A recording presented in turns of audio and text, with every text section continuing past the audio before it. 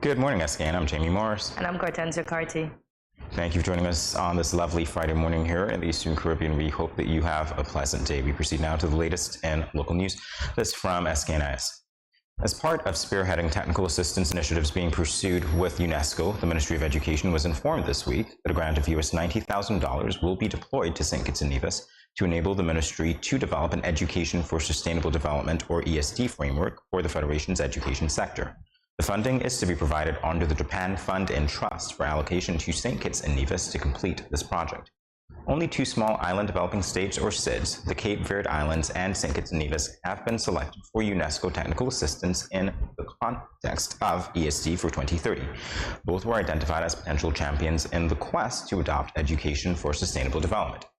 Based on the quality of St. Kitts and Nevis ESD Initiative Plan submitted last year by Dr. Tricia Esdale, Senior Assistant Secretary at the Ministry of Education, the feasibility of delivery within the 2023-2024 timeframe, and the expected impact of the output in the Federation, UNESCO, with the aid of the Japan Fund and Trust, decided to favorably consider further technical assistance to lesser developed countries, or LDCs, and small island developing states, or SIDS, to implement the ESD project. We continue now. This is from SKN Vibes. The St. Kitts Tourism Authority has negotiated a settlement with Inter-Caribbean Airways to initiate a same-day travel option from Barbados and San Juan to St. Kitts and one-stop service to the wider Caribbean, thereby assisting with international airlift challenges and strengthening regional integration. This is a significant development for St. Kitts and Nevis and the entire region, particularly in the face of the challenges posed by the ongoing pandemic and external threats. Minister of Tourism, the Honorable Marsha Henderson, in her address on Friday 23rd, stated that the service from the Grantley Adams International Airport in Barbados is scheduled to commence on Sunday, March 12, 2023, with an Embraer 120 aircraft with a seating capacity of 30 servicing St. Kitts from Barbados 3 times weekly on Sundays, Wednesdays, and Fridays, with, and quote, one-stop connectivity via Barbados to Grenada, St. Vincent and the Grenadines, St. Lucia, Dominica, Georgetown, Guyana, and soon to come, Port of Spain, end quote. The San Juan service will be announced shortly. So great strides for airlift in the region. It is needed. Definitely so. Yeah. And this from SKNIS. As one of the celebratory activities to mark the 75th anniversary of the University of the West Indies, a group of staff, students, and alumni from the Nevis site of the UWI Open Campus, along with other alumni from other UWI campuses, worshipped at the historic St. Paul's Anglican Church in Charlestown on Sunday, February 19th. In a sermon, Father Cleverton Beckford challenged the University of the West Indies, its staff, students, and alumni to work to ensure that genuine equality prevails within Caribbean societies and also for Caribbean countries and people within the broader international arena. The University of the West Indies has established itself as a pillar of higher education in the Caribbean through educating and empowering generations of students to have a positive effect on their communities and beyond. The UWI 75th anniversary is being celebrated across the 4 campuses and the wider Caribbean region with a range of activities and events. In St. Kitts and Nevis, January 7th was declared UWI Day, or UWI Day, by the former Governor General Sir Tapley Seaton. Locally planned activities include an interfaith service to be held in March at the Wesleyan Methodist Church, Bastille, St. Kitts, social events for alumni and current students, public lectures, a research symposium, a lunch and learn series, and other activities. A special invitation is extended to alumni, family, and friends of the UWI to attend the 75th anniversary activities. Congratulations to those. It is partly cloudy with a high of 80 and a low of 70 degrees Fahrenheit, currently 76 degrees Fahrenheit. Take a look at your hourly and the rest of your weekly weather and stay tuned. Regional and international news after this short break.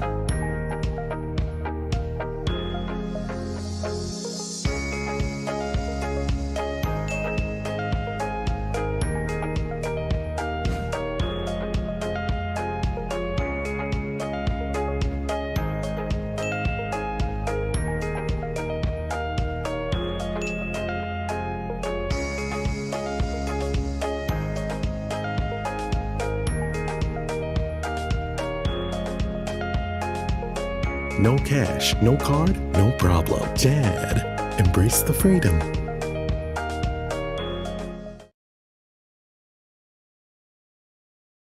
Yo, what up? It's your boy and Richie right here at Studio 327. I'm here to give you the promo that you guys need because this is something special for St. Kitts. I'm telling you, tune in to Good Morning SKN, 8 a.m. to 10 a.m. on YouTube, Facebook, and on Moment Channel 4. Also, I realize nobody else is doing this. Follow the Good Morning SKN Instagram at Good Morning SKN and the Studio 327 Inc. Instagram. Follow us on YouTube and Facebook. This is pretty long, but follow us and yeah.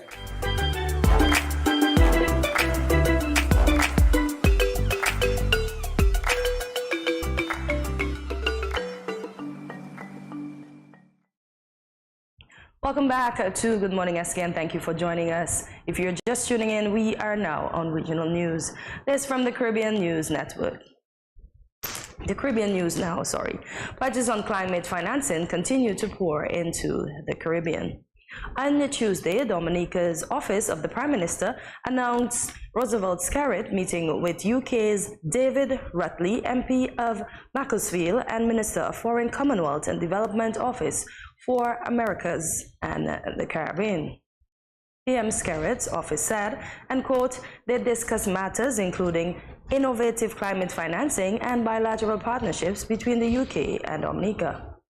In a separate tweet, Rutley said that the meeting is meant to, and quote, bolster both Dominica's and the small island development state climate resilience, end quote.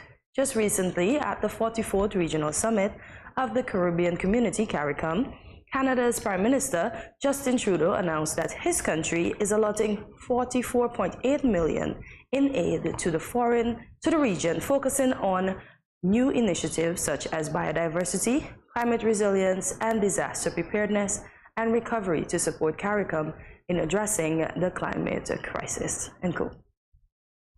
And on the international scene, this from Good News Network. Archaeologists in Egypt have just succeeded in completely excavating a small Roman city in the classical capital of Luxor, which contained workshops, homes, and pigeon towers. Dr. Mustafa Waziri from the Egyptian Ministry of Antiquities stressed the importance of the discovery, as it revealed the oldest Roman residential city on the eastern side of the modern-day Luxor Governorate, which is an extension of the ancient capital of Thebes. The workshops for the manufacture and smelting of metals contained a number of pots, water bottles, flasks, grinding tools, Roman coins of copper and bronze, and bells. Then there were the pigeon towers, which housed the birds as livestock. The ancestors of modern pigeons were rock doves, which preferred to nest in rocky cliffsides. Up in the tower, Roman pigeon keepers would place pots that the birds could use to build their nests. So a very interesting and important find by the archaeologists in Egypt. Indeed. And that's how we end the latest for today. More GMSKN on the other side of this break. Stay tuned.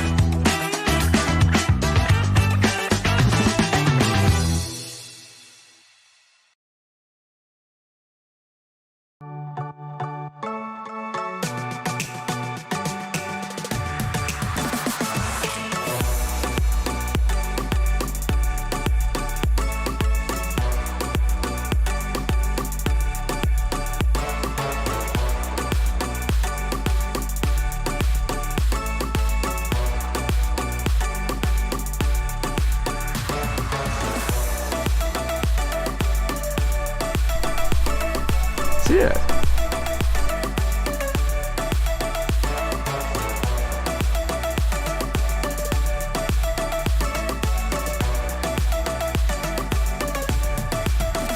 An exotic experience.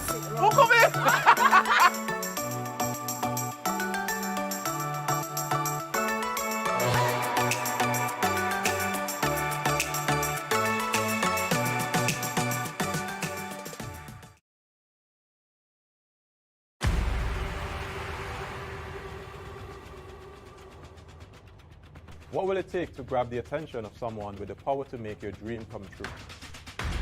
7 hopeful entrepreneurs in search of the finances necessary to take their ideas to the next level. This is their lives, right? This is their business. 4 savvy business owners ready to make a pragmatic investment.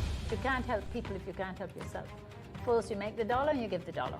Why you take your business offline? I really feel that you need to do a little bit more research. Very knowledgeable. Super knowledgeable. You have a great idea and a great concept. I think you'd be snapped up by Disney. If you have a job someplace, it means that if something is not working, you can walk away. Who will invest? Let's do this. Let's do this. Thank you. And who will be sent home with nothing? I am your host, Kevin Hope.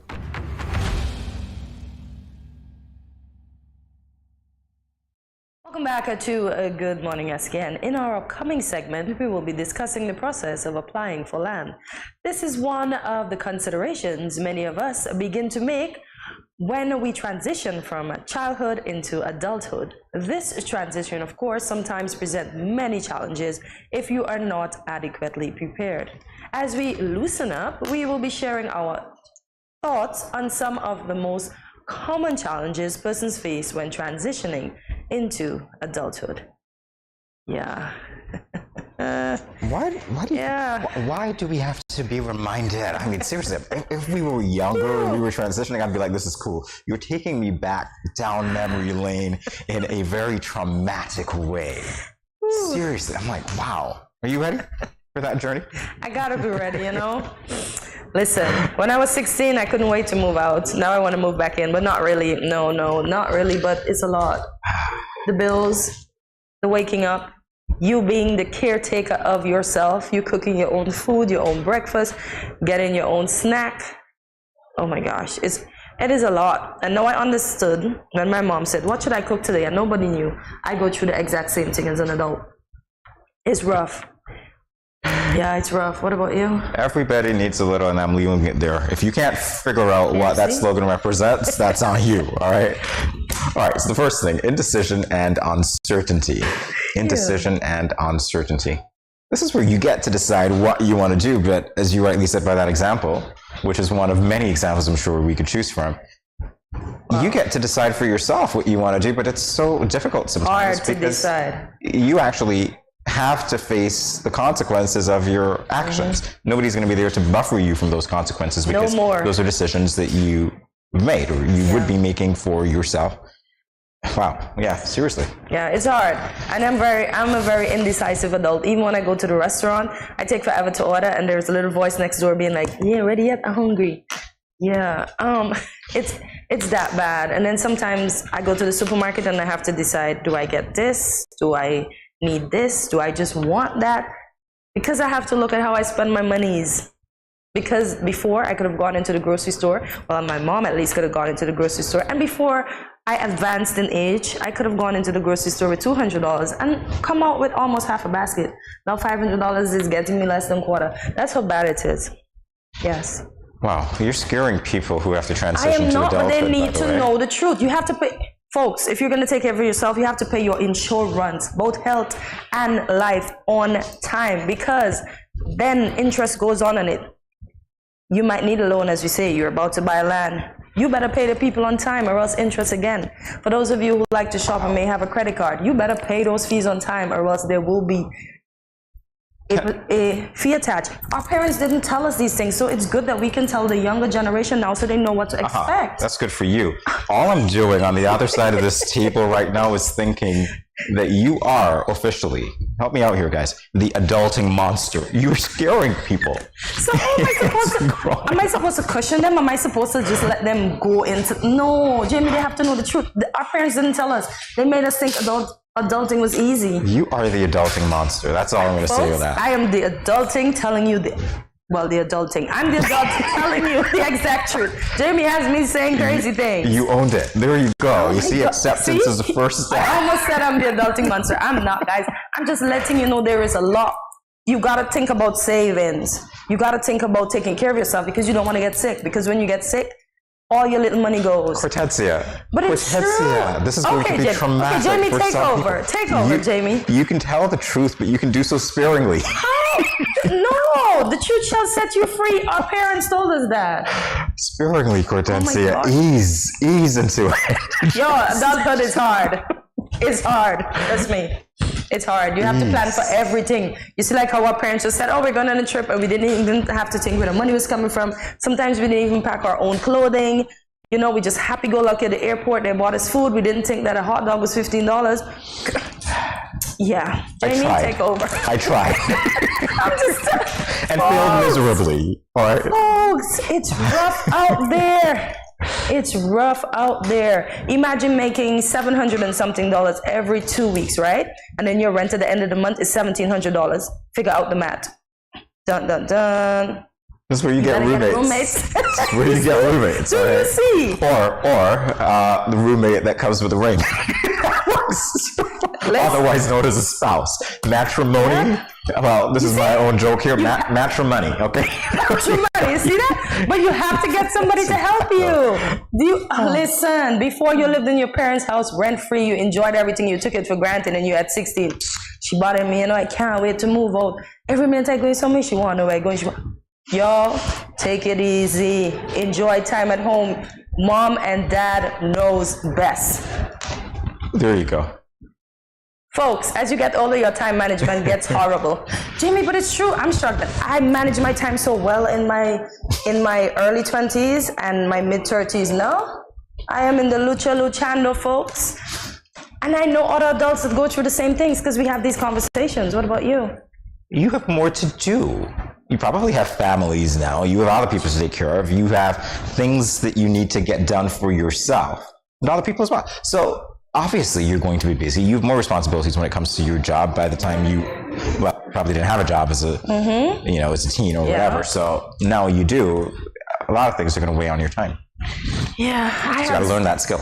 I have 0 kids and I can't get my time together. Imagine if I had 1 kid. Oh my God. Y'all. Hey, it's a jungle out there. You want to learn how to manage that? Start with an animal.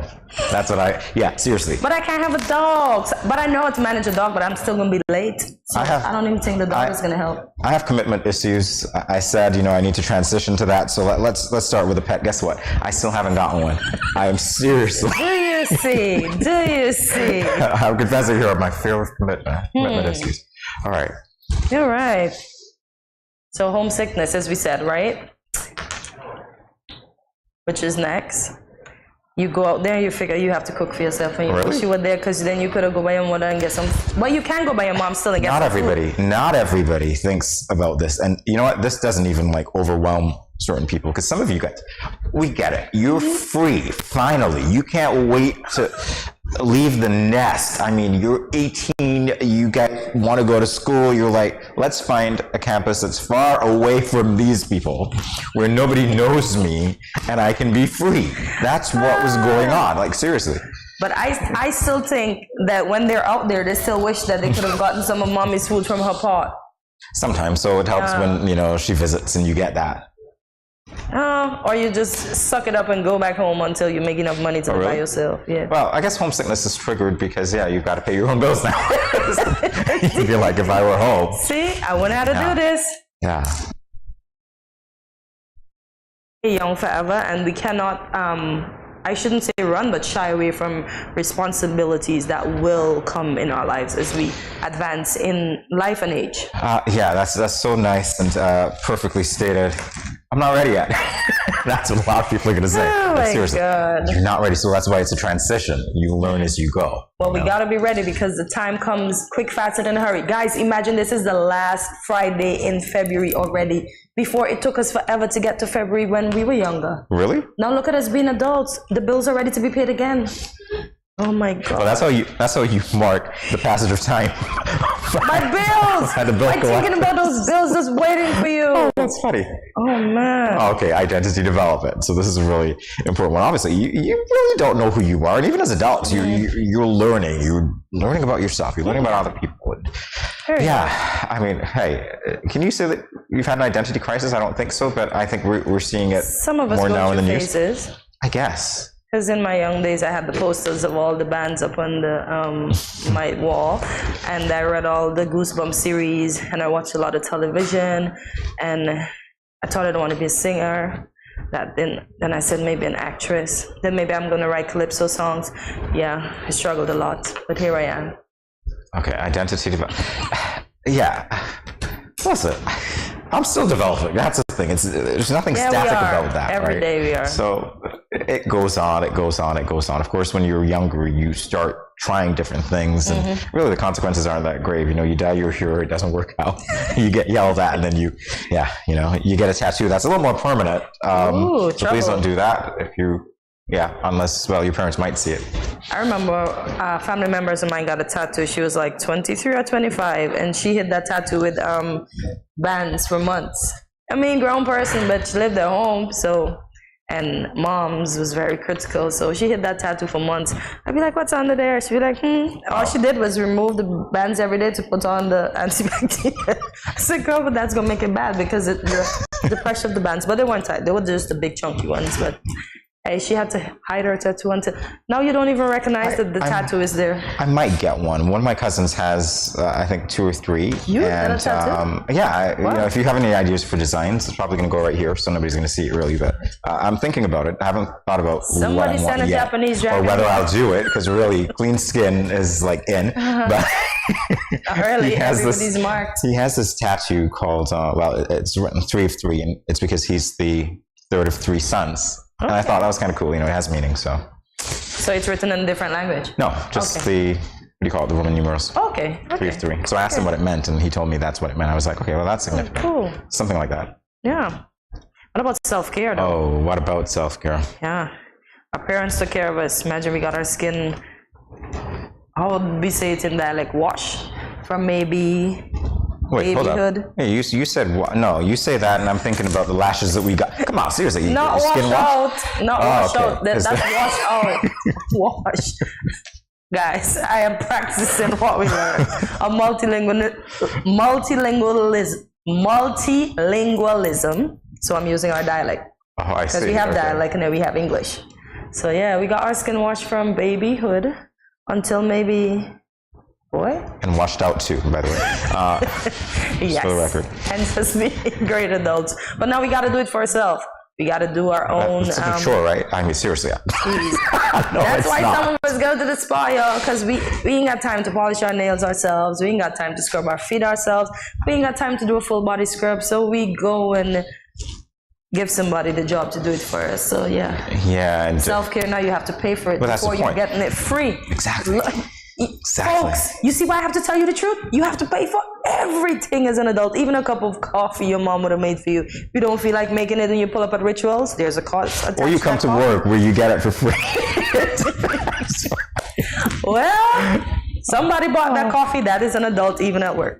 Yeah. Wasn't me. All right. Okay, Shaggy. Okay, Shaggy. All right, so self-care, definitely important. You learn how to take care of yourself, and it's a learning process, again, because you're transitioning. So the things that you took for granted, now you know you've got to learn how to do those things for yourself. Yeah. Not always easy.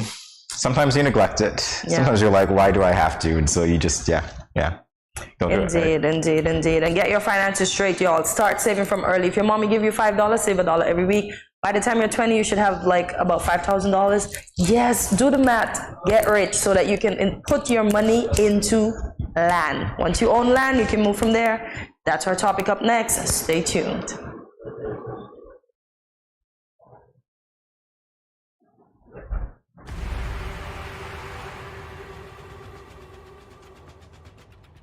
What will it take to grab the attention of someone with the power to make your dream come true? 7 hopeful entrepreneurs in search of the finances necessary to take their ideas to the next level. This is their lives, right? This is their business. 4 savvy business owners ready to make a pragmatic investment. You can't help people if you can't help yourself. First, you make the dollar and you give the dollar. Why you take your business offline? I really feel that you need to do a little bit more research. Very knowledgeable. Super knowledgeable. You have a great idea and a great concept. I think you'd be snapped up by Disney. If you have a job someplace, it means that if something is not working, you can walk away. Who will invest?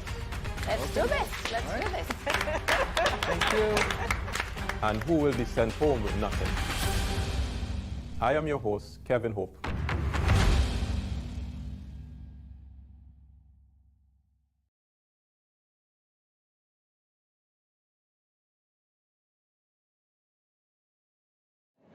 各位朋友，大家好.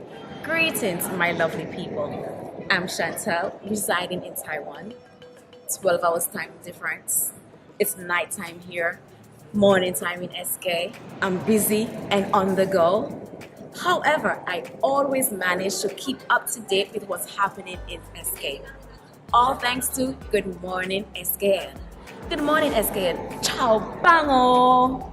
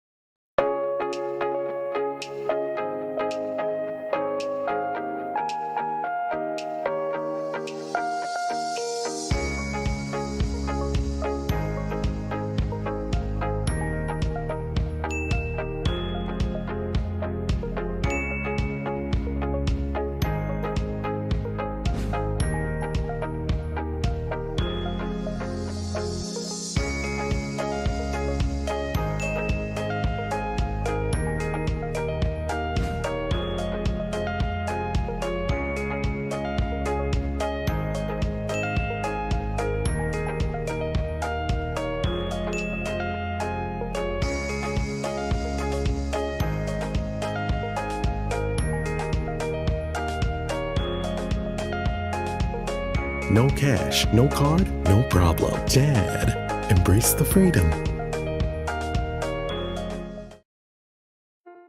Welcome to another edition of Infused Friday. We have another great infused water recipe for you to try out. Pineapple and sweet red bell pepper. I know what you're thinking, but this will bring a pep in your step. Here are some of the benefits you may experience from this exotic combination. Pineapple juice is rich in a variety of vitamins and minerals. It's especially packed with manganese, copper, vitamin B6 and vitamin C, all of which play important roles in the proper functioning of your body. Red capsicum or red bell pepper contains lycopene and a phytonutrient which helps to keep a healthy heart. It is also a rich source of folate and vitamin B6 along with antioxidants known to protect the body against free radicals. I know you cannot wait to try out this amazing fruit and vegetable infusion.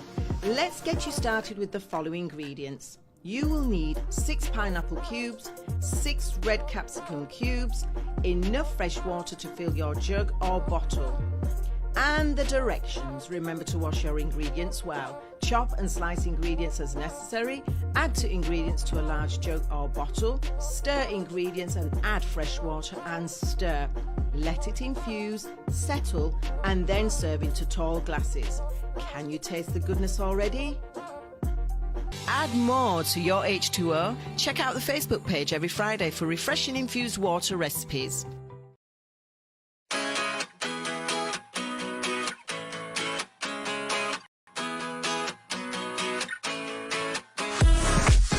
No cash, no card, no problem. Dad, embrace the freedom.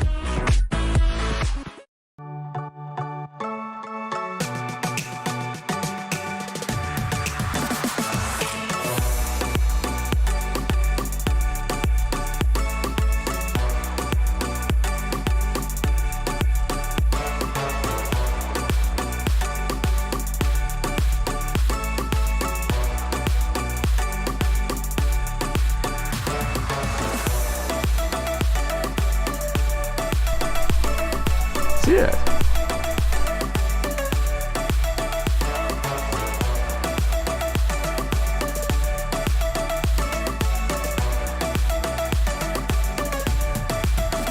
An exotic experience.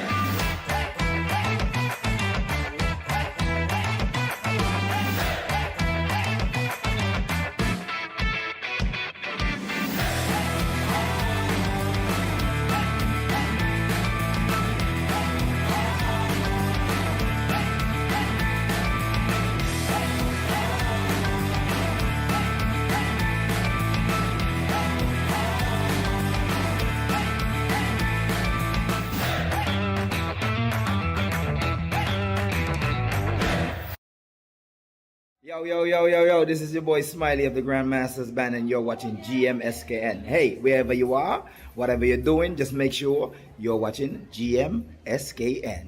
What up?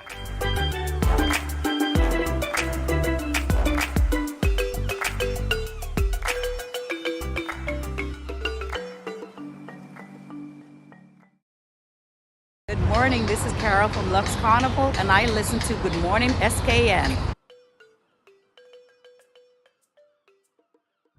Welcome back to Good Morning SKN. Our first interview this morning is all about land. So stay tuned as we engage our guests in a series of frequently asked questions about this topic. And we are honored to welcome the Honorable Dr. Joyle Clark, Minister of Sustainable Development, Adolf, Chaz Stewart-Tyson, Permanent Secretary of the Ministry of Sustainable Development, Austin Farrier, Director of the Department of Physical Planning, and Dwight Francis, Director of the Department of Lands and Surveys. Thank you so much for joining us. Thank you. Good morning. Welcome. Good morning. All right, well, I love that because it's really exciting when we get to talk about something that's so very important to a lot of people. Yes. I want to begin by talking about the Land Matters Fair that was recently held. It seemed to be well attended from what I gathered, and I imagine people had a lot to ask. What was the impetus for that fair? Minister? We decided as a ministry that we needed to speak with the public, understand their concerns. In particular, we wanted to address some of the key challenges that the ministry and the departments within the ministry were experiencing, and that's persons who are either waiting forever for acknowledgement for a piece of land, or several persons who thought a lot of land belonged to them but recognized that it belonged to them plus other persons. So it was a public engagement session, and we wanted the public to recognize that we hear your concerns. We're working on our own internal issues to manage the allocation process, but we wanted to engage. You mentioned one particular thing there I'd like to follow up on. With the persons who had the land and then it got sold again, how did you deal with that problem, or what ease or what peace of mind did you manage to give to them when they left the fair? Well, we knew that once you talk to people, that in and of itself is providing them some peace of mind. So we recognize how important it was to have that exercise. We are still going through our internal processes in terms of looking at the double and triple bookings and connecting with persons who fall into that category before we decide this is the position, because of course you need the data to make a decision, an informed decision. Okay. Well, that's a very important point. One I'll also like to follow up on, because obviously, we had elections, you're new to the post, so there are a lot of things that I guess you're getting adjusted to as well. When we talk about these problems and these challenges, have you begun to look at the reason for these problems, the diagnosis? Yes, we have, and I'll pass that question on to our permanent secretary and the technical questions on to the very capable directors behind us. You're quite diplomatic. So I'm in the spotlight with that. Haste. I'll just blame it on haste. Okay. A lot of things were done in a very short time. And when you do things in haste, there's always going to be a problem. Yes. And so we recognize 2022 was that troublesome period. As a matter of fact, most of the problems stem from 2022. Okay. So we are trying to iron out, as the minister said, it's not going to be immediate, and that is something we want the public to understand. It's not going to be an immediate solution. Okay. But now that we have harnessed the data, and we are still harnessing the data, because let me say at this point that the foot traffic hasn't stopped. Since that fear, it continues. So we are still doing a lot of work. Yesterday I was very embarrassed when I look at my desk and I had visitors, because it doesn't look good, with the amount of information. So we are working on it, and in due time we'll be able to give an official report and decide where we're going to go forward with this matter. So the public will hear from us even further in due time. All right, and just another follow-up question. Obviously, we're dealing with different entities that fall under the head of sustainable development. So has there been a problem that you've noticed with the allocation of land, say one entity is signing and they're not authorized to do that? Is that something that has happened that you've noticed? I would say that What may have happened is that you had. I'm sorry, your mic, please. We have two different land agencies, and I think that is the root cause of the duplications and triplications. One agency would have given to John Brown, and the ministry would have also given to John Brown, and that would have spiraled into so many other issues. So it's not a matter of unauthorized, there was no proper communication between the two entities. I think that is really the problem. No problem. So I'm gonna go to planning right now. When we decide that we're gonna distribute land, how is that done? And how do you decide where you're going to have land available for persons who may be interested? So let me get the question straight. How do we decide which lands are best suited for residential use? Yes, residential or commercial. So what we do, we collect data on lands, and basically we have a system called Geographic Information System, and that does a lot of the analysis work for us once you put the data in. We have a series of planners that read the information coming from the GIS, and they in turn decide which lands are best. It's technically the best and highest valued use of a particular parcel of land. If the land has good drainage, if the land has good fertility, it's most likely going to be used for agriculture. Lands that are close to amenities and infrastructure, we tend to use for housing. When it comes to commercial lands, we want the island to grow in a balanced form. And so we try to, we do 15-year plans, and these are development plans for the entire island where we see where the population is moving, so that's where the data comes, and we determine which communities or which towns need to have these necessary amenities to take the ease off of Bastille. What we found was Bastille is a place you go for most of your services, especially 80% of your services, and we were trying to offset that and put it in different communities that we determined to be growth poles. What we are doing right now in our office is trying to categorize areas as urban, suburban, and rural. And when you do that, you know basically what amenities should go where. Here's the issue. With the urban, we are going to propose smaller land parcels because it's a tight space. The suburban would have a lot bigger land parcels, especially for residential use, because it sets you back from the congestion. And it sets you back. You still have access and accessibility to the commercial areas, but the suburban areas tend to be a lot more quieter, a lot more less traffic. And then the rural areas you use for agricultural use and bigger land parcels. You wanna have a nice big piece of land. You're gonna put you in what you call a rural area, but it's not rural by the sense of the word. People think rural has bad connotations. Not really. It's where all the farms are. It's where all your food is. Right, best place to be. And the way we are trying to build around the country is to have market areas where the people in the rural areas get really closer to the markets. And the markets, then you use the transportation routes to bring the markets to the urban areas. So that is how we think based on my department. We see things through a 5-spectrum lens, which is the environmental. I'm a physical planner, so we see the physical aspect, which is the infrastructure. Then we have the economic and the social. Some people group it together, but we separate it because it's a 5-spectrum lens. And then the political, which is not what you think as in voting, but where is the population block that is of age to make decisions? What do they have? You understand? What do they need? Do they need fire services, hospital services, school services, that kind of stuff? Because that determines which areas are urban. Okay. So, I hope I answered your question. You sure did. You sure did. And more? It's long-winded, but I hope. No, it wasn't at all. Very informative. Definitely so, because we could jump off, have further discussions based on what you said. I want to talk a little bit about the farming.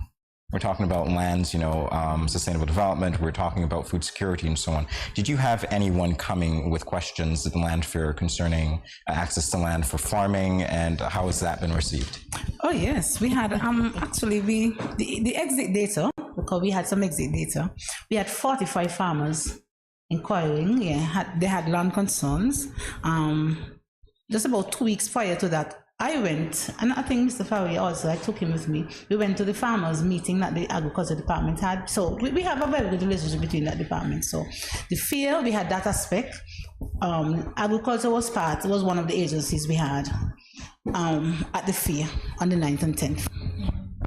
I think I'd also want to mention, as much as we're trying to solve the problems that Kittitians are experiencing, we must be very transparent about the problems that we are facing based on changes in use. And I allow, again, our technical experts to speak to this. We had several cases where persons were issued farmland, leased, right, and transitioned over time to erecting structures.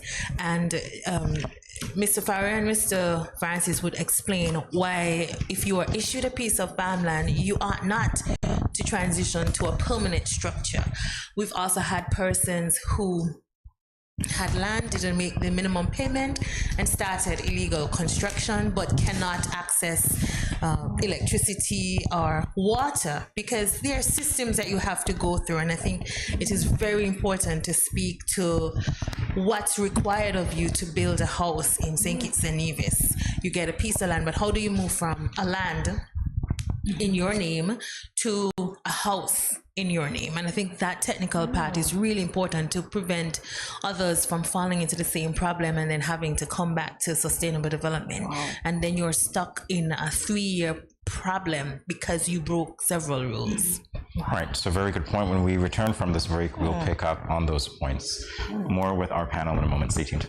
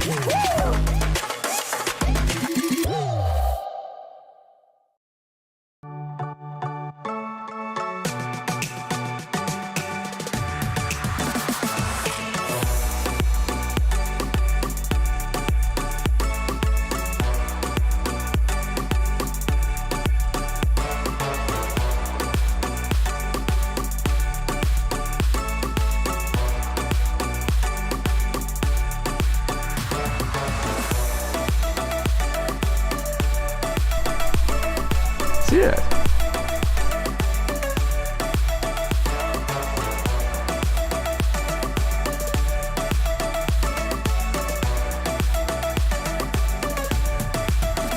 An exotic experience. Oh, come here.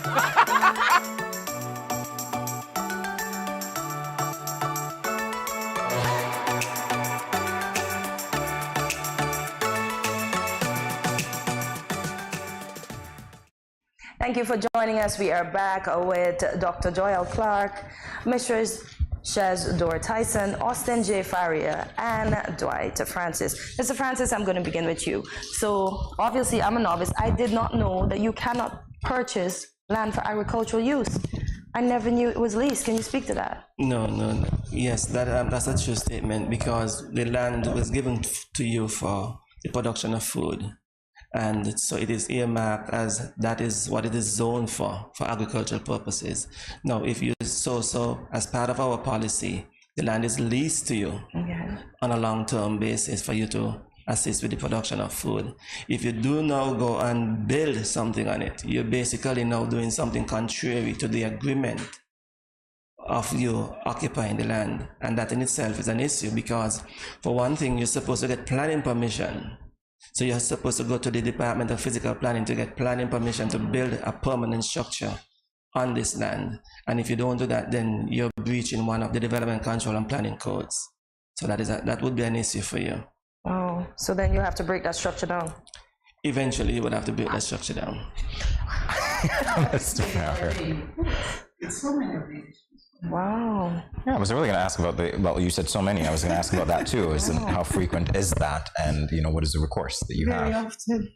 But are the farmers informed? Sorry about cutting you off. Are they informed that they're not supposed to build additional structures and just use the land for agriculture? Yes, it's in the lease agreement. Oh, so they disobey that? Yes. Okay. Okay. So where do we go from here, Mr. Farrer? Enforcement. And education. So what does enforcement entail? And we'll get to the education shortly thereafter. So we are governed at the department by the Development Control and Planning Act. We have to follow that act precisely. And the Ministry of Legal and Justice ensures that the rights of citizens are not infringed. So I can't just get up and do what I feel like. So I have to follow the details in the act when it comes to enforcement. You have to constantly inform these persons who are non-compliant of the issues. They have specific instructions, so I can't even modify the instructions. There are specific instructions given to those people. There are specific times to rectify the issue given to the non-compliant. And at the end of the day, we are hoping that they either obey or we have to enforce. When it comes to enforcement, we are given the right to, technically under the Act, enact our request, and then basically there's offenses that needs to be applied.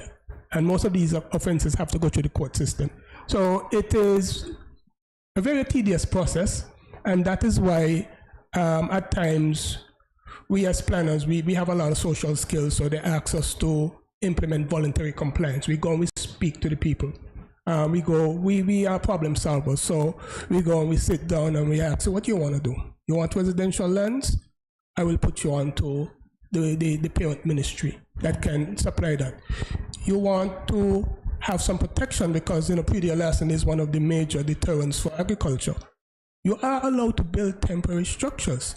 What people don't realize, ranches are not permanent structures, ranches are made of wood. They're temporary structures. Because just in case you're not utilizing the land properly, there are other farmers that that would love to get a chance at this. And so just let your lease, just end your lease or let your lease run out.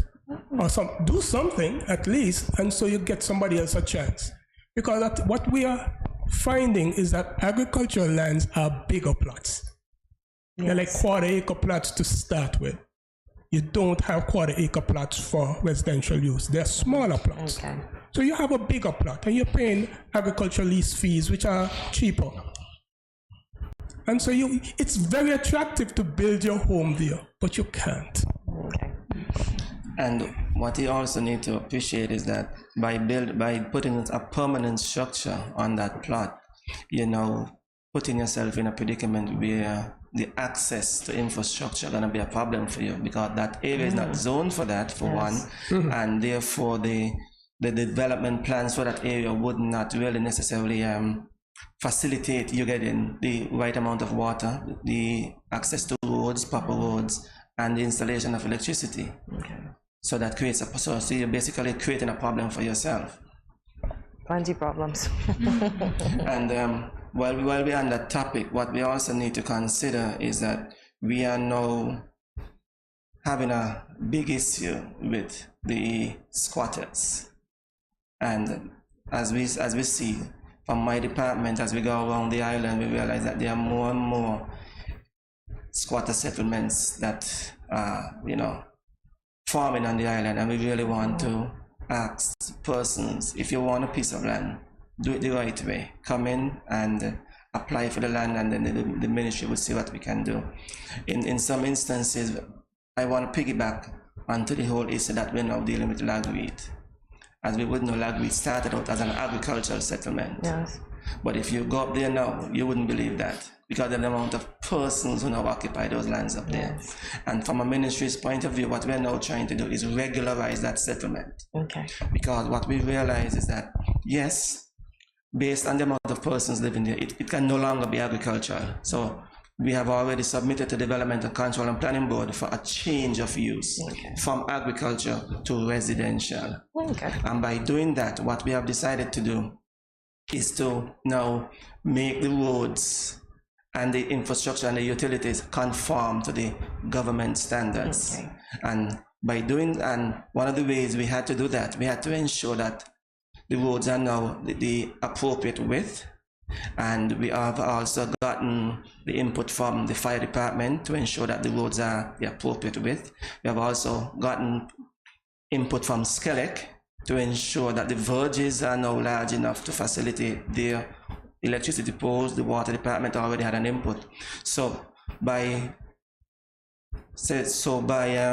having this discussion with all these different entities, we then created a plan for Lagreed, for the regularization of the Lagreed settlement. We then had to submit this plan to Development Control and Planning Board for passing to ensure that once Lagreed is finished and is regularized, they can now enjoy proper roads, proper electricity, proper water, and a better standard of living. So that is one of the things that we try to do to ensure that we can lift all of our people and get them out of poverty, and also give them a way to build wealth. Good stuff, good stuff. Could I mention at this time, all that we are saying here is part of an overall project that the ministry has undertaken. We call it the LAND project. LAND. It's an acronym, actually. Land Allocation, Normalization and Distribution Project. So we are reorganizing the system, more or less, right? And this is where all of this is falling under. So the fear was part of it. The outreach that we are doing is part of it. The education is part of it. It comprises several areas. Okay, so this month, February, is supposed to be our outreach. It's almost finished. The month is almost finished, but we are going to continue because we realize that it was much more than we expected. So we're going to continue the outreach. We're going to have community programs. We're going to meet with the community people, different organizations. Education is going to be very important. Sometimes people do things and they don't know.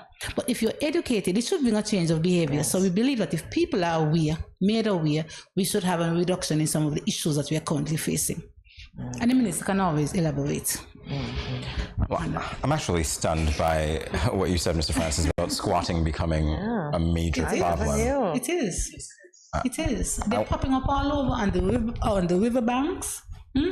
Yes, you see what you have to understand that once the sugar industry closed, the cane lands, the fertile lands began turning back to the virgin state of forest, and persons figure that they can just go and take a piece, and by using the forest itself, the vegetation, they start to build behind these vegetation, and that is why the ministry, we are now looking at ways in which we can monitor this process.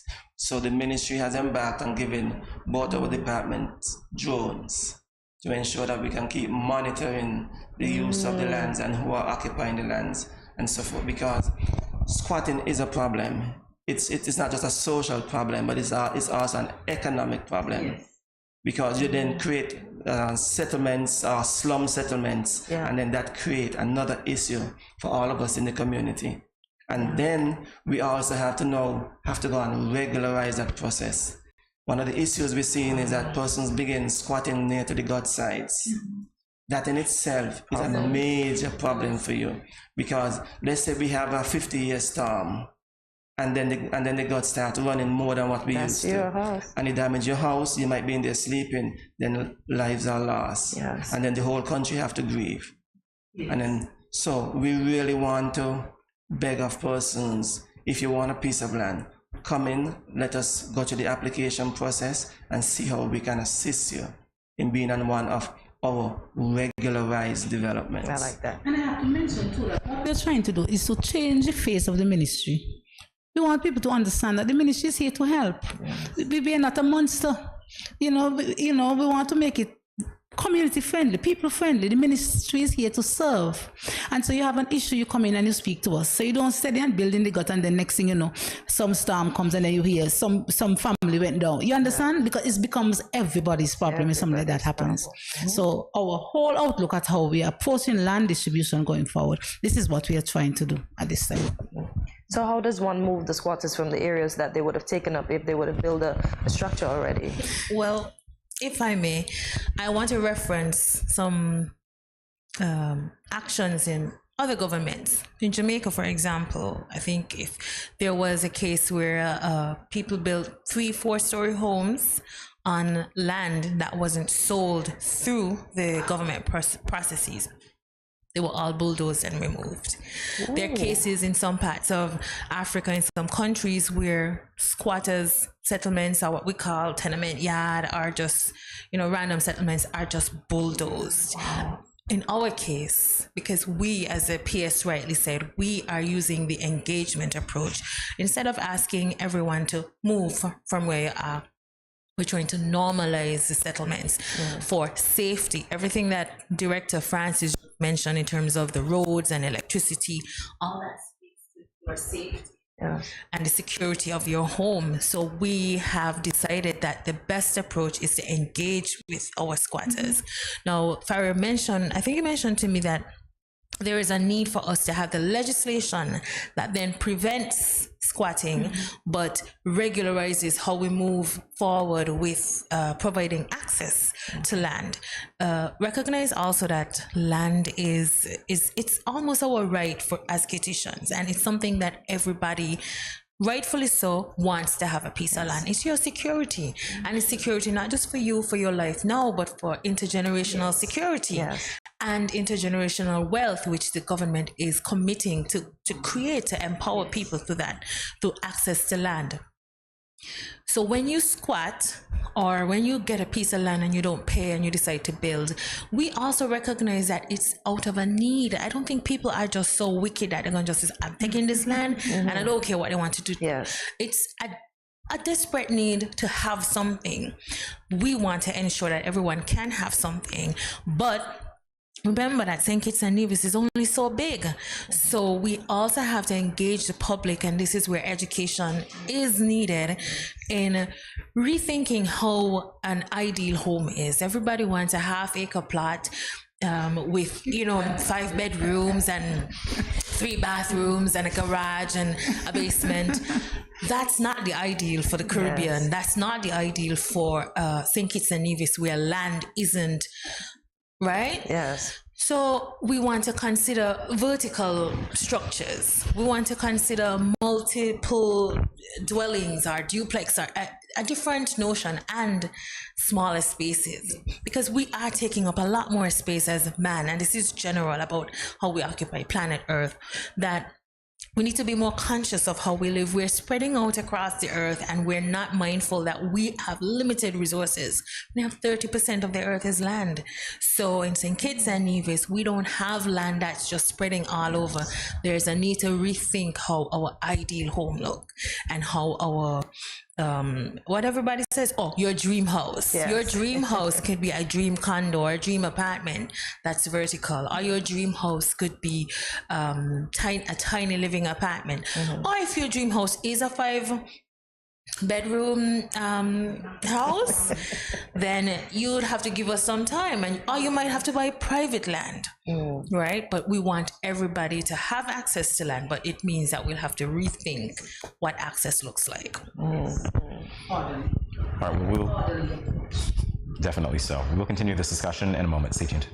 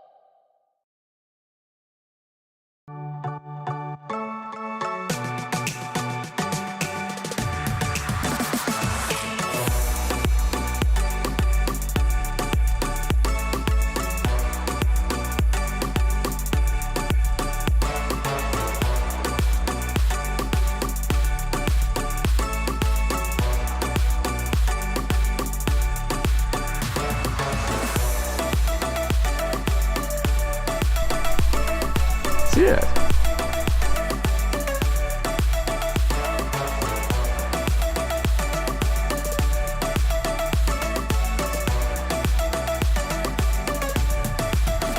An exotic experience.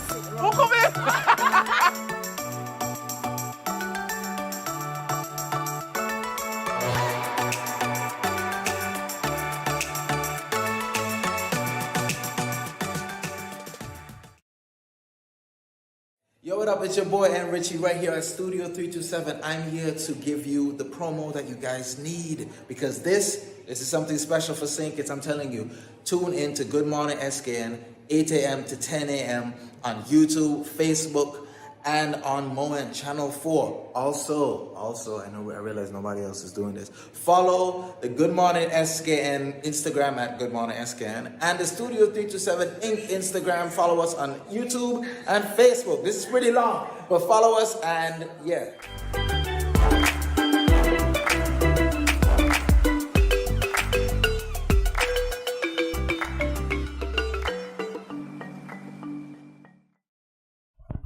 Welcome back to Good Morning SKN as we continue this engaging discussion on land. Here with us we have the Honorable Dr. Joel Clark, Mr. Shasdor Tyson, Austin J. Farrier, and Dwight Francis. So during the break we were speaking, Dr. Clark mentioned wanting land to put down your 5-bedroom house, but then Jay mentioned that we may not have that much land to allocate. So can we speak to that? And then Jamie also mentioned a highway that's going to go from the town to St. Paul's and that planning. Can we also speak to that as well? Okay. Let me start with the highway. Okay. As for the highway, it's an ongoing process. Okay. Because we collect data every day. And so we use the data to determine what's the best route for something like that. And then that has to be discussed, that has to be analyzed because the implications. Okay. Highways attract development. And so it's not just going to have to be a highway. Where is the best place to put a highway and at the same time attract the necessary amenities? Because with highways come service corridors. You're gonna need, it's gonna need to be lighted. Eventually, Skelec is going to want to put underground cables there to supply different areas with electricity via that highway. These are perfect service corridors for water, electricity, telecommunications. So all these complex situations you have to take into consideration. As for land for housing, we already know the soil types and everything, what lands are suitable. Housing gives those lands the best and highest valued use. Because you could put housing anywhere. But you don't want to put housing on agricultural lands. Okay. And you don't want to put housing in areas that are more suitable for commercial use. Because you need commercial use. And one of the issues that shows that you need commercial use was COVID. Where did you go to the supermarket? Was there a supermarket in your community? Or did you have to jump into your car and go all the way in another town? And so you really want these communities to be self-reliant and self-sustainable. And that is our role as planners, to make sure that each community has the necessary amenities that they can thrive on their own. Okay. Or there are amenities within maybe a 10-minute walk or a 3-mile drive. In the case of health facilities, they're within a 3-mile radius. And a lot of people don't realize that, but they're placed there on purpose. So you have access. Everyone has access within a 3-mile radius of these facilities.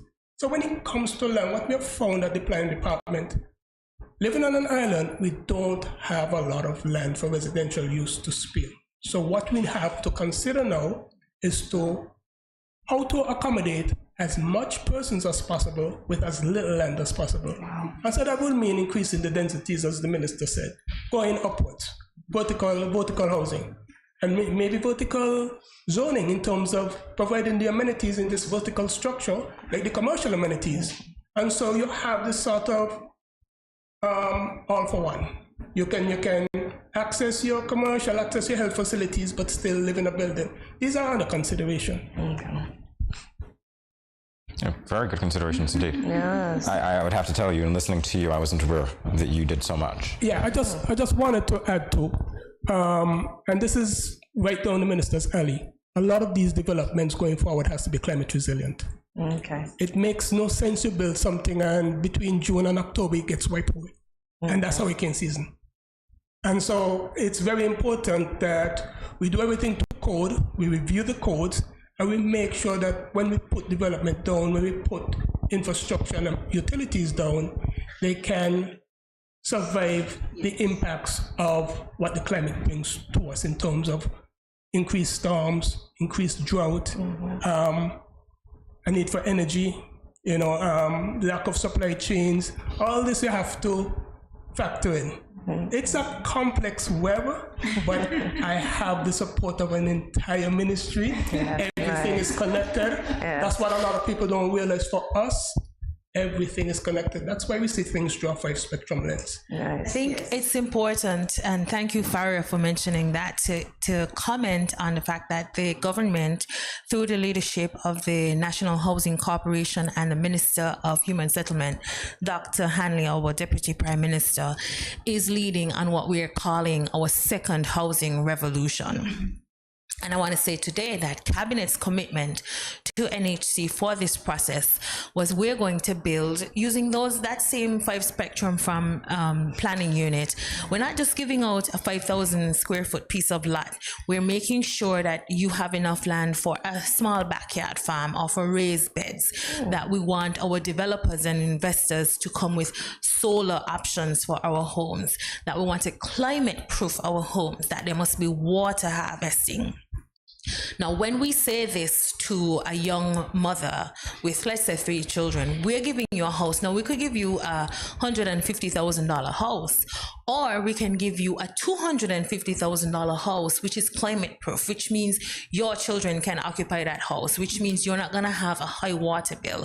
And as our Minister of Energy, Mr. Congress Maynard, committed to us, that in 5 to 7 years, our renewable energy transition means you're not getting an electricity bill that's $350, but the government is making a commitment to giving you energy security, water security, and even addressing food security, as Mr. Samuel Duggins mentions all the time, that we need to ensure that people can provide for themselves. So if there is a pandemic, if there is a climate crisis, we don't need to wait on tropical coming from, and this is not hitting tropical, we don't need to wait on a container of food coming to St. Kitts and Nevis, but we can plant in our yards. So it's a holistic system when it comes to housing and land, because ultimately, people want land for houses, and we want to create the security as we transition to a sustainable island state.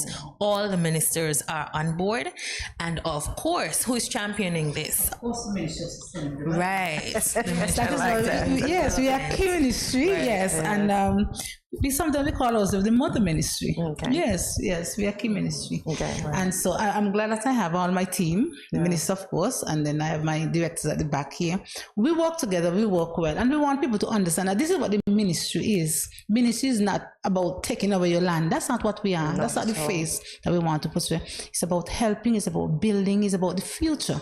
That's what the Ministry of Sustainable Development is about. Okay. So I want to know, if I wanted a piece of land, what are the requirements, what are the processes that I would have to go through, or someone else that may want land as well? Okay, first of all, you don't have to come to me. Okay. And you don't have to go to the minister. We want people to understand that it's a system, it's a process. And so you come to the ministry and you get a form. Okay. Yes, so you fill the form in, and all we require you to do is to attach your ID, a copy of your ID. So you fill the form in. And then the process happens. We acknowledge your application, and then when the time is right, land is being distributed. For example, in Keon, you requested, then we look at the list of the persons who requested in Keon. And we have 400 persons. How many lots do we have? The process happens. Okay, now what we must say, a lot of people say, I've been trying for many years. When is it going to be my turn? Yes, that was the most popular question. Yes. You're reading my mind. Unfair. How can I own land? I've been coming for 5 years and no response. I heard a lot of that. And I said to them, now we are going forward. We are doing things more transparently. right? So you're going to get faster response from the ministry. So after the process is finished, you are notified, and then what you find is a lot of people choose to do to purchase through salary deductions, and that takes time. We have quite a number of individuals now, the professionals who are coming forward, and they are bankables. They say, listen, we have the loan already secured, we're ready to go. And so we are now looking at these people, right? So as we go forward, we're going to get it right. I'm getting it done faster. The process must be faster. May I also add that in terms of getting it right and improving the efficiency of the land allocation process, we have already been in conversation with our partners, the Republic of China and Taiwan, who assisted with our land registry, which is the end of the land allocation process. You have your certificate of title, etc., the land registry. And we have been in conversation about improving the front end of this application process, and that's making it more user-friendly. As the Minister of Technology has committed, the Honorable Congress Maynard, to the digital transformation of government, we recognize that there is a need to digitize the land application process. And that simplifies the process, and it also makes you feel like you have some control over where you are. You apply online, you can track your application, and then move to what Dwight should probably speak about, sorry, Mr. Francis, a cadastral system for St. Kitts and Nevis, and explain to us how that would solve a lot of the problems we have in terms of who has the land, where is the land, one person to a lot. That really should be our motto, one person, one lot. You're in the hot seat. So we, as a ministry, we have already started doing our background work on the preparation of the cadastre. We have already, what we have decided to do, one of the things that is critical is to ensure that the standards of the information that is presented to government and to the land registry is improved on. And as part of one of the projects in the Department of Land and Surveys, we are about to put down some what you call continuous operating reference stations. Some stations around the island that would continuously give geographic information, so that persons can then know the coordinates of their property corners. And then once everyone conforms to that one system, we can then map all the properties on the island and then put it in a system that can be managed properly. And then that way we can get a better understanding of how our land is being utilized, because we know the location of everything. Yeah, okay. That's a lot of work, a lot of information. It's a lot of work, yes. It's a lot of work. What I just said is a competent team, so. I always think I have the best team. I tell them that always, I have the best team. Your PS. I was recalling to the PS that this morning I read a message from her about how much work the ministry has been doing since the land fair, and why today the ministry is going to be having a special celebration, and I allow her to speak about it. Well, it's just it's African liberation, our Heritage Day. And so this afternoon we just decided to just step back a little bit, because really the work has been overwhelming. As I tell you, I really don't want anybody to come to my office. I can't, my 3 desks are piled, because the public has been coming, and I must thank the public for the response. It has been overwhelming, and it really proves that there is an issue. So it's not just in our minds, there is an issue, and the fair proved it. So this afternoon we're not going to have our regular ministry function. We're just going to have a little breather, a little step back, and we're going to have a little program in our ministry about for our heritage. Gives us a breather. Well, clearly well deserved. It's really too much. It's really, quite a lot. Well, before we let you go, I'd like to give you an opportunity to say anything else that's important that perhaps we didn't get to, Minister. Right.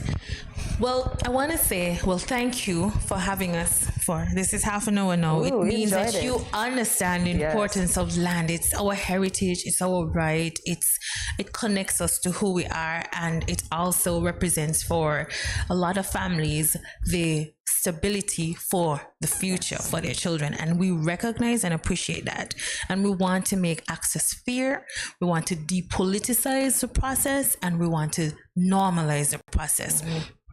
As the PS said, it is not something that is going to happen overnight. We know that quite a few persons, and they stop us in the street every single day. Yesterday, when can I pay for my land? We want to make sure that when you make your payments for your land, it's your land. Your land, yes. And that's why we put a pause on the payment. It's frustrating persons, it's frustrating us. But we want to tell the general public that very shortly we are going to announce when you can resume payments for your land, and this is going to coincide with addressing all the double booking and triple booking. No one is going to be disenfranchised. Everyone is going to have access to their land. Everyone. Okay, good stuff. I just want to thank the team at the ministry. The minister would have spoken to the public, but I have to thank the team. We can't do this. I couldn't have done it alone as a PS. The minister couldn't have done it alone. It took a cohesive effort. And we have a very strong team at the ministry. And I want to thank and let them know how much I appreciate the effort that they've put. You know, I mean, we're there until after 6, after 7. Wow. Yes, especially since the fear. Oh, wow. It really has been very tough. So my directors are here, and when I go back again, I'm going to always, I always thank my team for the effort and the support that they give as we go forward with a new initiative, a new plan, a new vision for land ownership in St. Kitts. Thank you. Yes, I once again want to thank you for having us, and I also want to express my gratitude to the Minister and the Permanent Secretary for allowing us to really manage the process of this land distribution system. I also want to thank my individual staff. I know those are the persons who actually do the hard work. Yes. Because, as you would know, there are a lot of developments throughout the island, and for most of the developments in terms of the assistance with roads and so forth, that is the responsibility of my staff, and I really want them to know that I appreciate what they do, and they would be commended at all times. Yes. So what we also, moving forward though, what I really want the general public to also know is that we all want piece of land, but when you get the land, please try your best to pay for it. Yeah. It is more important to pay even $10 per week for the land than to don't pay anything at all. Indeed. You understand? So just show a bit of appreciation and just pay for the land. Okay. That way we can all improve our lives, because that money now can then be used for installing the infrastructure, and then all of us can live a better life. Okay? And if you're having a problem, come and see us. Come and see us. Not you directly, but come and see. Come and see the ministry. Okay. Have a conversation with somebody in the ministry. Listen, I'm having this challenge. I'm paying, but I can't pay. For the last 6 months, I've lost my job. Could you say something? Okay. Say something. All right. Jay, any last words?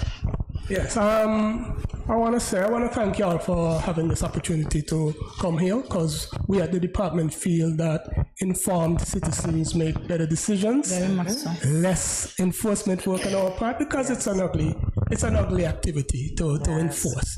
I want to thank the staff at the Department of Planning. I want to thank the staff at the ministry. Without them, it's overwhelming work.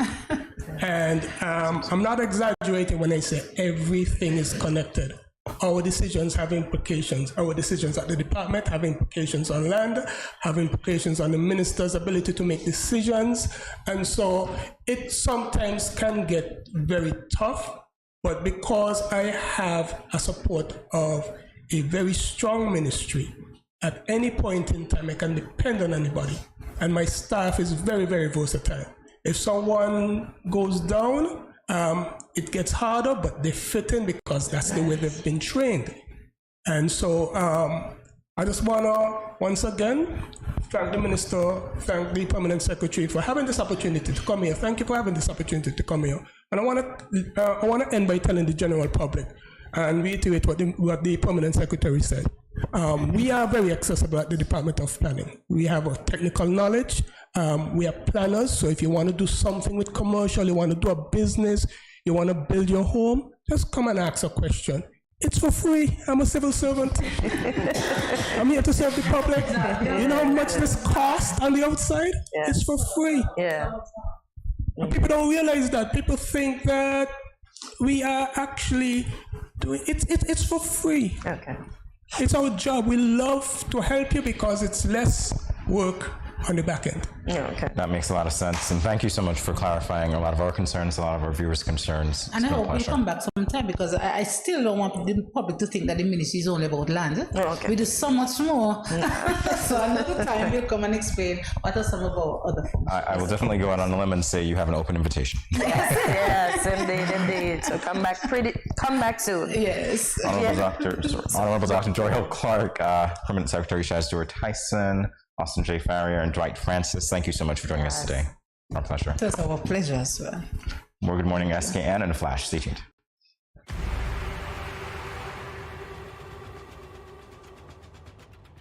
What will it take to grab the attention of someone with the power to make your dream come true?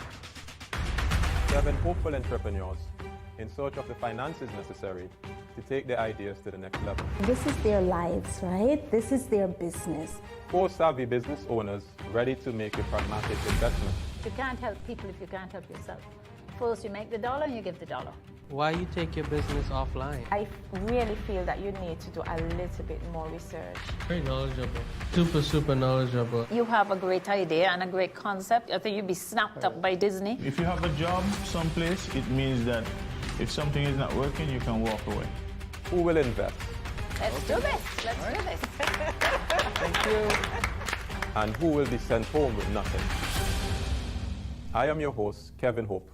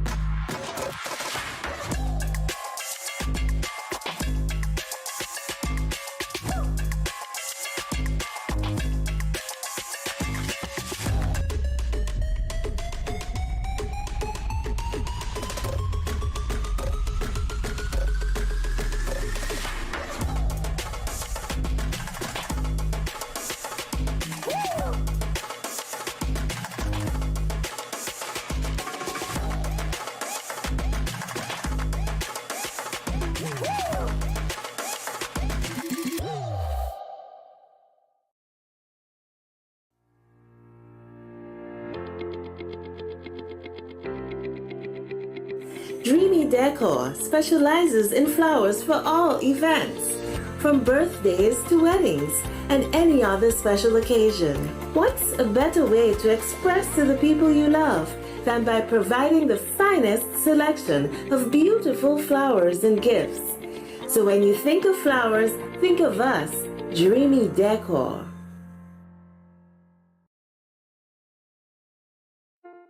Welcome to another edition of Infused Friday. We have another great infused water recipe for you to try out. Pineapple and sweet red bell pepper. I know what you're thinking, but this will bring a pep in your step. Here are some of the benefits you may experience from this exotic combination. Pineapple juice is rich in a variety of vitamins and minerals. It's especially packed with manganese, copper, vitamin B6 and vitamin C, all of which play important roles in the proper functioning of your body.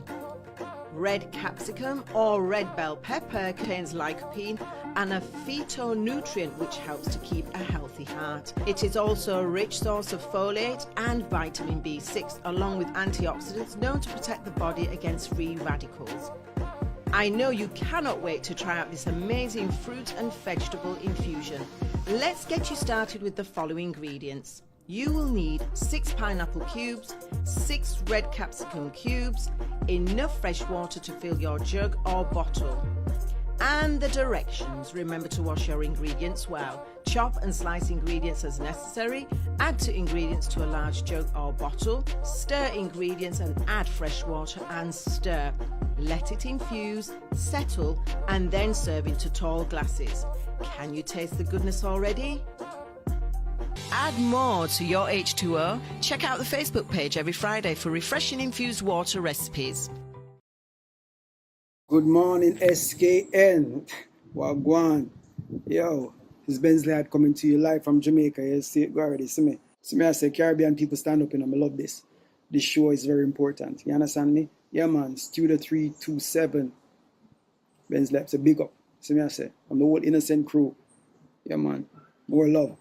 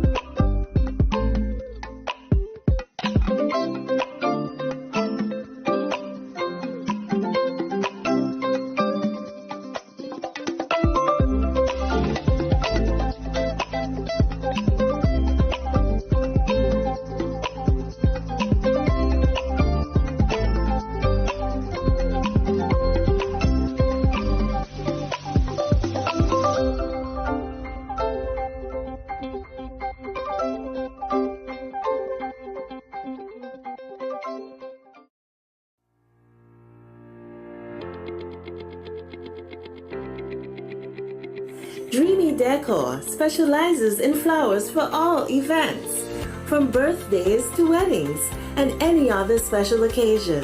What's a better way to express to the people you love than by providing the finest selection of beautiful flowers and gifts?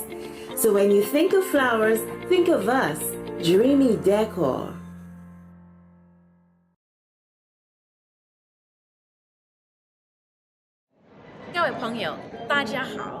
Greetings, my lovely people. I'm Chantel, residing in Taiwan. 12 hours time difference. It's nighttime here, morning time in SK. I'm busy and on the go.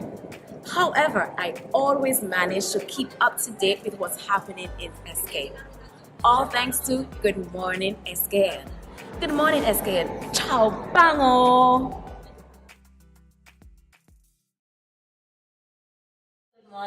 Good morning. This is Karen of Paris and support from Paris Lamont. I want to encourage y'all to sign on to Good Morning SKN every morning from 8 to 10 at Studio 327. Thanks.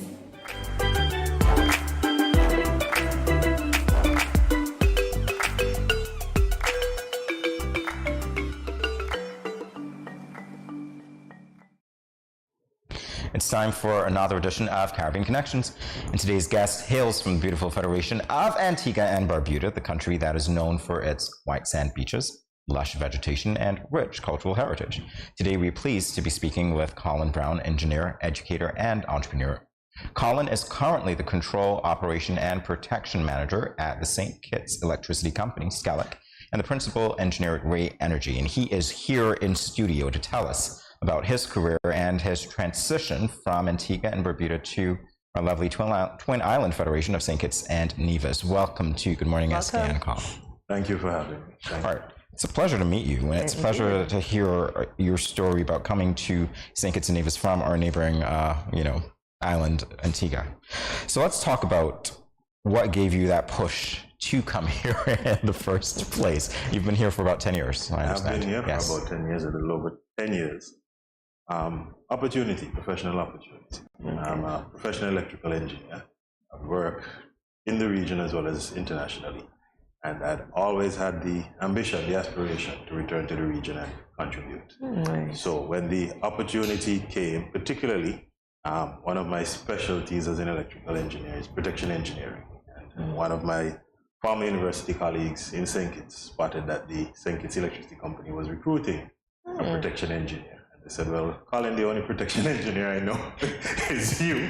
Maybe you should consider applying. So I applied 10 years ago, and I've been in the Federation. I came for a job, but I've fallen in love with the beauty of the country. Aww. Oh, that's great to know.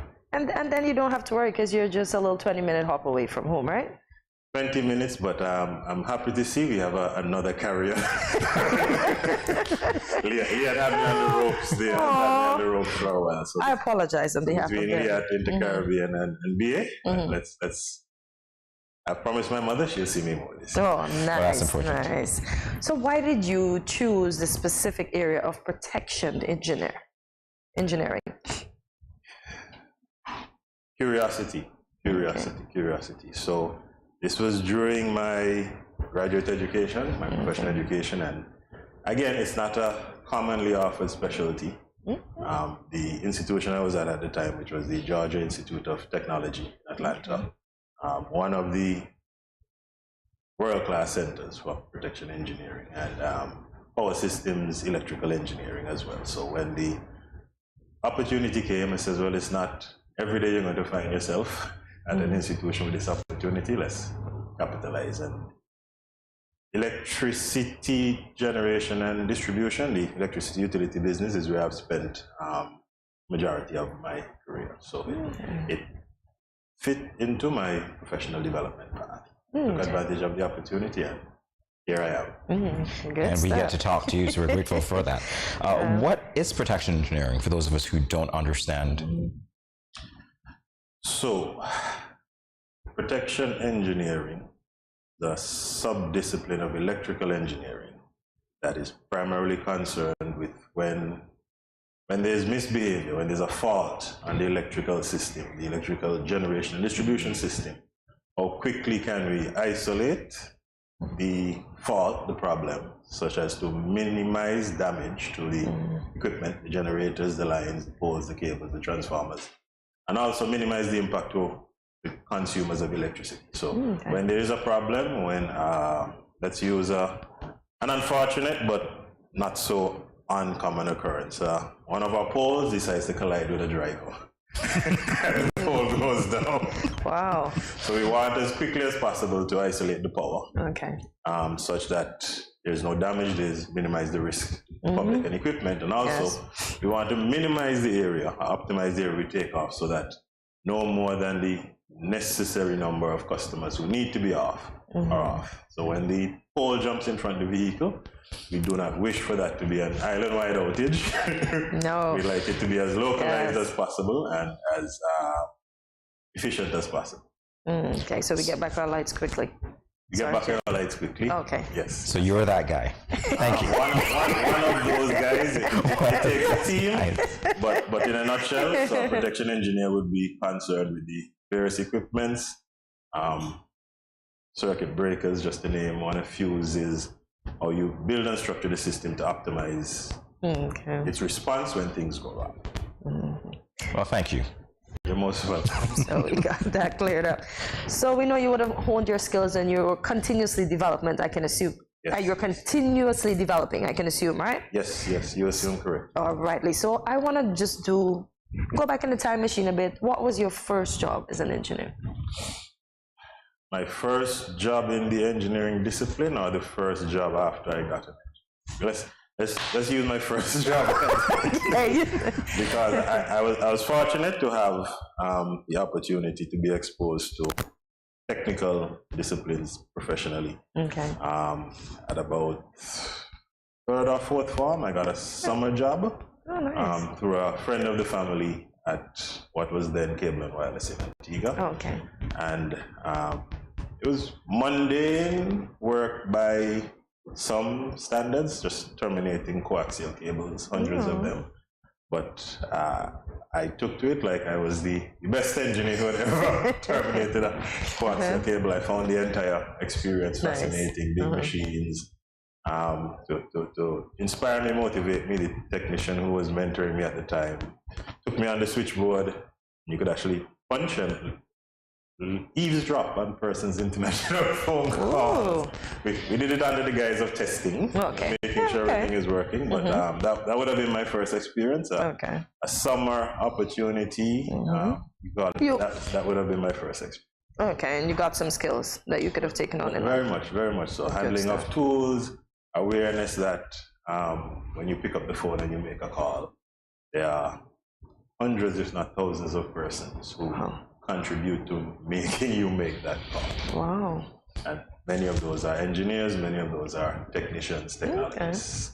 All right, so let's talk about how that experience and others that you've had professionally paved the way to your current position. So here's an interesting story. There was a career day. There was a career day at my primary school. And as a child, I'd always had a fascination with how things work. So they would say an individual is a product of their genetics and their experiences. And the example I often think to myself, you give a child a bicycle. Some are going to see other persons riding the bicycle, jump on the bicycle, no instructions, and they're going to jump on the bicycle and mimic it and learn to ride. You give some other children the same bicycle with no instructions, they'll turn the bicycle upside down, start to crank it, and they'll watch it for hours. They'll be absolutely fascinated with that you turn this and this. I think I was the latter. I was a child who turned the bicycle upside down instead of riding it on. As soon as I got bored of riding it, I started, was more curious with how it worked than working it, so to speak. Understood. So over the years, always had that curiosity and that fascination. And to bring the story around, about the time in primary school when the career development officer asked each of us what we would like to be, just so happened at that point in time, I was curious about electricity.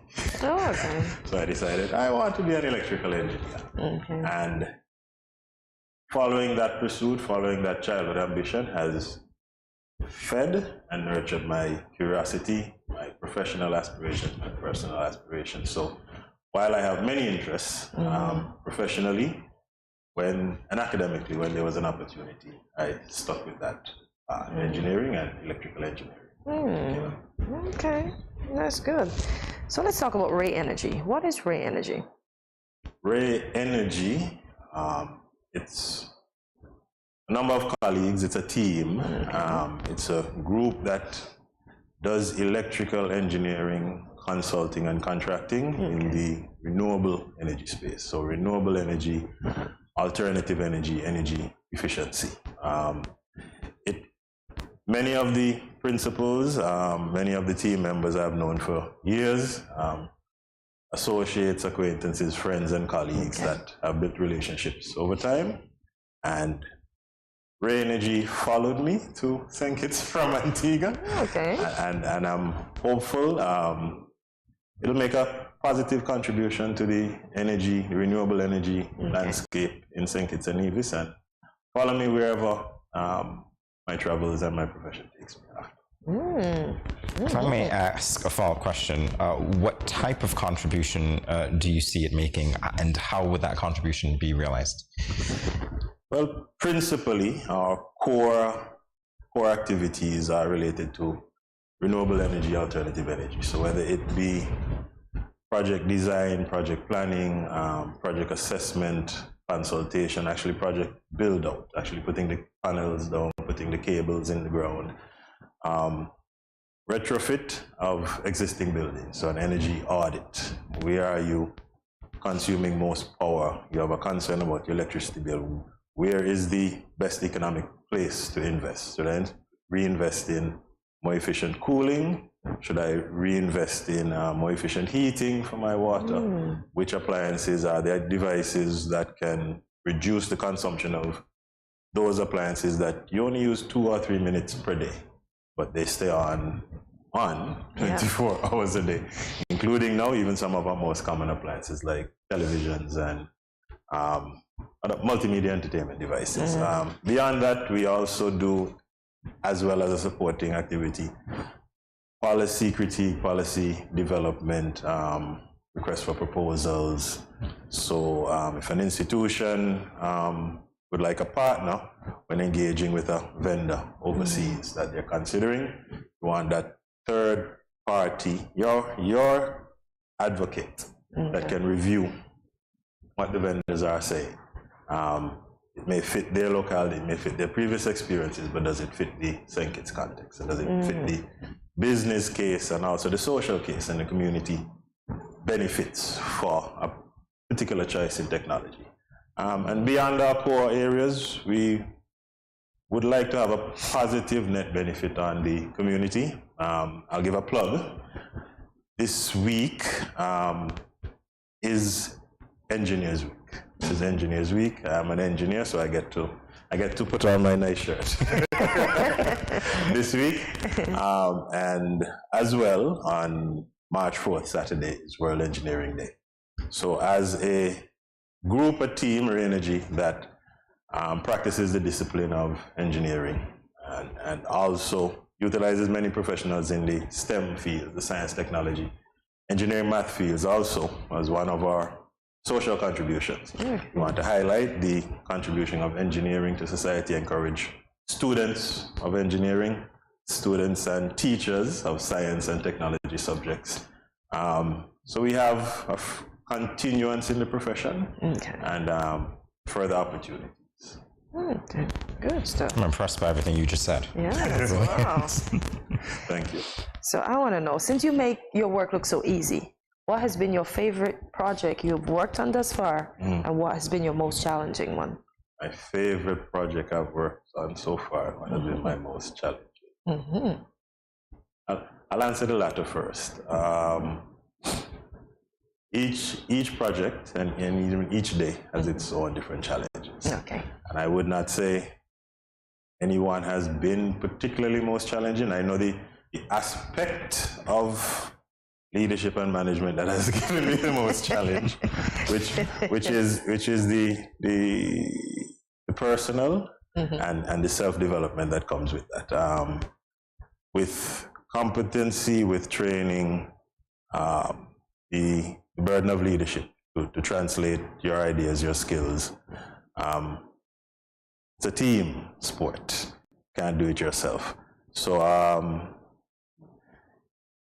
if I could say, it has been challenging but rewarding to develop that aspects, to learn how to harness the contribution that each person on your team can bring. Okay. Each person on your team. Okay. Most rewarding project. I can speak to the most recently rewarding. So it just so happened this week, our teams, I don't know if the public would be familiar with the Bayford's underground feeder upgrade. So about 2.5 years ago, we would have started a project to upgrade the electricity supply to the customers in the St. Peter's, Bayford, Shadwell area. It involved putting considerable amount of underground cable in place. Okay. It's a significant capital expenditure and investment. So far, it's been ongoing over 2 years, going on 3 years. Okay. But this week, the team were able to finally put the vast majority of it into service. Finally got the entire infrastructure, the 2 new substations, the entire cable energized and providing service, improved service to the persons in the upper St. Peter's areas but eventually the entire community will benefit. Nice. So that happened on Wednesday, so I'm feeling very good. Oh, nice. Congratulations on that accomplishment. And congrats to our teams. Oh, I like that. Well, this is a great way to begin to celebrate World Engineering Day. Yeah. Excellent, excellent, excellent. In our final moments, Colin, I'd like to know if you have any advice for anyone who's interested in considering a career in engineering. First, do not be dissuaded, do not be deterred. Being in is significantly impacted positively by engineering and science and technology, and an engineering education, science and technology education places you well for any career interests. Even if we would love you to stay in the engineering and science field, but as your interests grow later in life and professional opportunities, you will always be well served by the engineering and science interests you have explored and the education you've gained. Okay. Thank you so much for your time. Thank you so much for your words. It's been our pleasure, Colin. Thank you for having me. I appreciate it. You're very welcome. More Good Morning SKN in a moment, everyone. Stay tuned.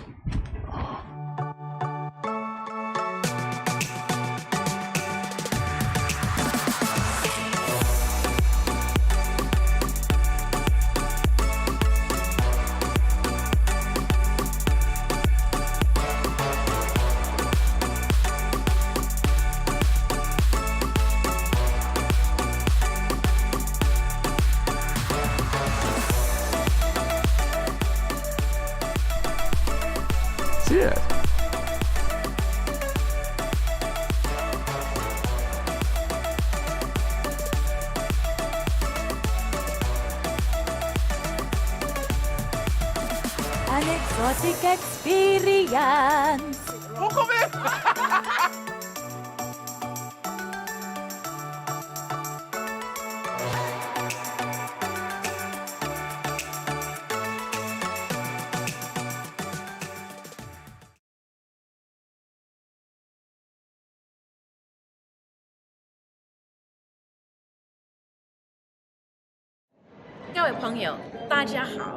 Greetings, my lovely people.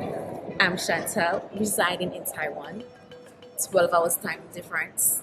It's nighttime here, morning time in SK. I'm busy and on the go. However, I always manage to keep up to date with what's happening in SK. All thanks to Good Morning SKN. Good morning SKN. Ciao, bango!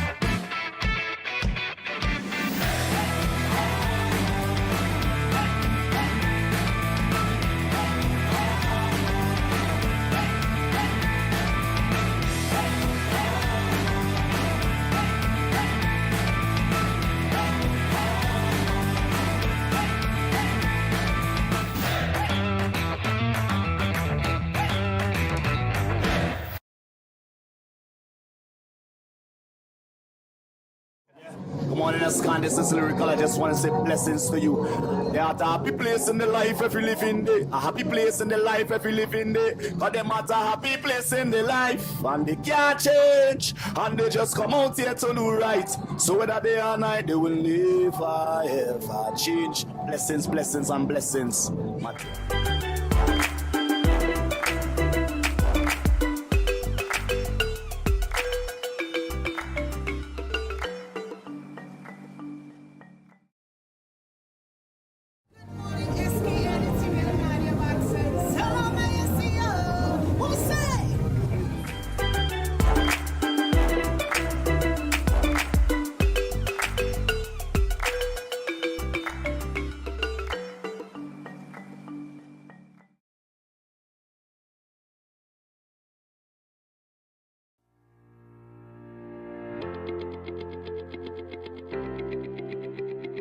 Dreamy Decor specializes in flowers for all events, from birthdays to weddings and any other special occasion. What's a better way to express to the people you love than by providing the finest selection of beautiful flowers and gifts? So when you think of flowers, think of us, Dreamy Decor.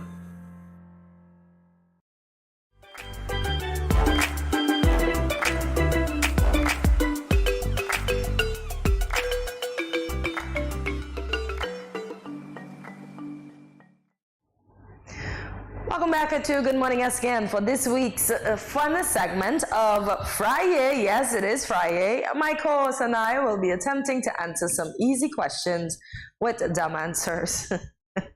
Yeah, I have to chuckle. So join in the fun. Comment your guesses. We do check them, at least after the show. Maybe one day we can check them during so we can say, yes, I agree with you. Karen, per se, let's say. Just using a name. Yeah. So yeah, let's all enjoy this segment together. It's Friday, fun day. One day before we get to sleep in extra late. Yeah. Speak for yourself. So why would you wake up early on Saturday, Jamie? You have nothing to do on Saturday. Early in the morning, at least. Well then, don't let me say that. Jamie has a schedule. Okay, so there's a one-story house where everything inside and outside of it was purple. So what color were the stairs? Purple? You would think, right? Yeah, but this is... Is everything inside and outside of it was purple. So that means they don't have no stairs. Oh my... No, that's not what that means. Okay, if it's an easy question with a dumb answer, then the dumb answer should be purple. But here's the thing.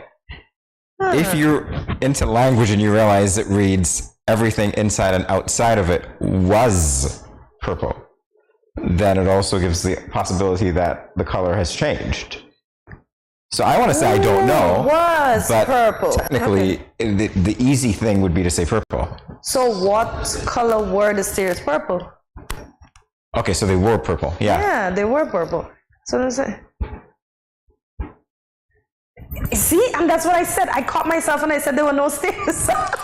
I got, you know what? You guys distracted me. I caught myself and I still got caught. Look at that. Do not do that. No stairs. Don't do that again. But y'all, in Guyana, in all fairness, most of our one-stories have to be on stilts because Guyana is below sea level and it floods a lot. So in Guyana, you can't say that. But when I thought of it, I said, St. Kitts is just flat, no stairs. That's Okay, so I'll take that one. Yeah, that's not the correct answer. I'm good in Guyana. That's what. I know, yeah. We're using the GT on this one. All right, how do you walk on water? You wear the floaty boots, or you surf, or you kiteboard. How about you can't? Yeah, you can't walk on water. Unless you are Peter in Jesus' time, you can't walk on water. No, we can't walk on water. I've seen many persons do that same, like the inflated things and try to walk on.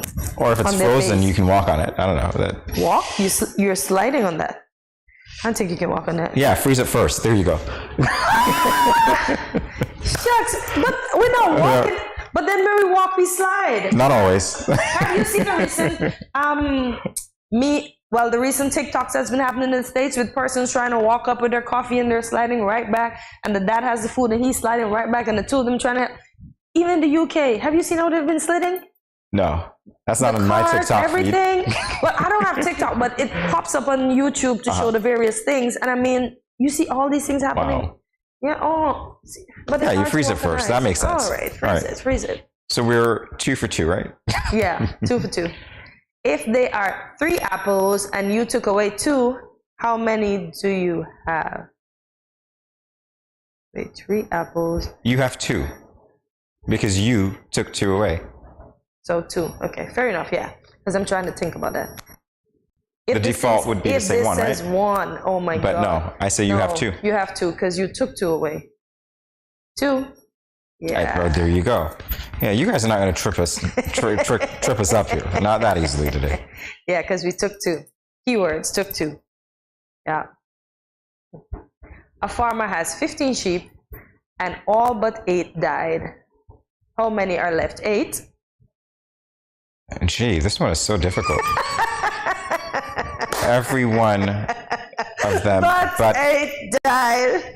8. Oh my gosh. She only I would got say 8. Yeah.